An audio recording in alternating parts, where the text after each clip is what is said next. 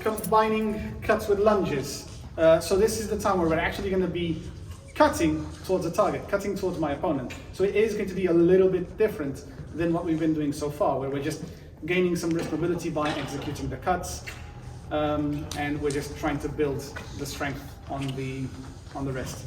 If we are cutting now using a lunge, we're going to be cutting at a target, so things will change a little bit. So I'm going to start by exemplifying cut 1, for example. I'm going to stand in guard, standing on an outside guard, for example, and I'm going to do the same steps that I would to perform a cut 1, except I want to finish my cuts exactly as I'm lunging. So from here, I will align the cut, okay? And I'm going to stop. My point needs to be slightly above my hilt, so I won't be stopping it in line. It's going to be stopping right a little bit above it, so I can have some protection as well.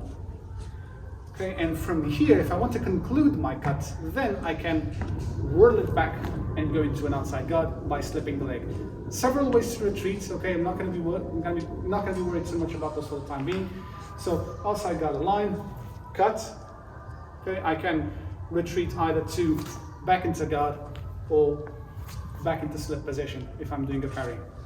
Okay, very important. We need to stop every single cut right down the center. So if I do a cut 1, I'll stop it here. I'm never going to follow through. I'm never going to, stop the cut too low because I'm creating an opening for my opponent to strike me. So I finish it there.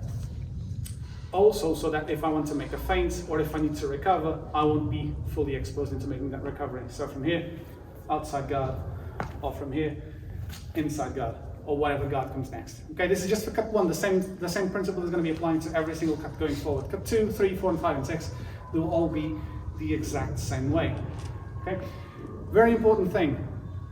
Arm and sword move first, then the leg.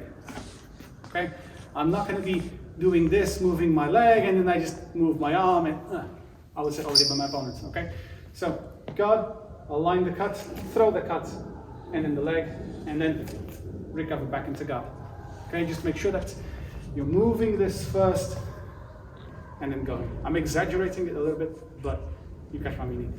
Okay, so for cut 1, it's exactly how I showcased.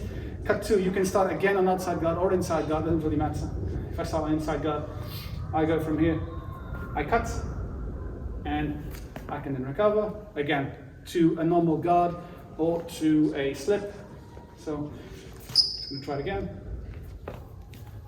I can go back to inside guard, for example. Okay, going into slip.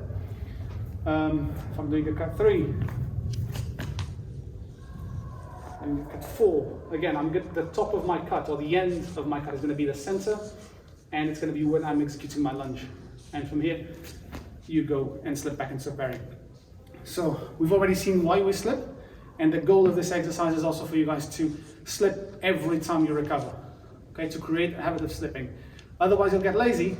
You're not going to be slipping, and someone's going to be targeting your legs every single time. Okay, so this is going to be applied to every single cut.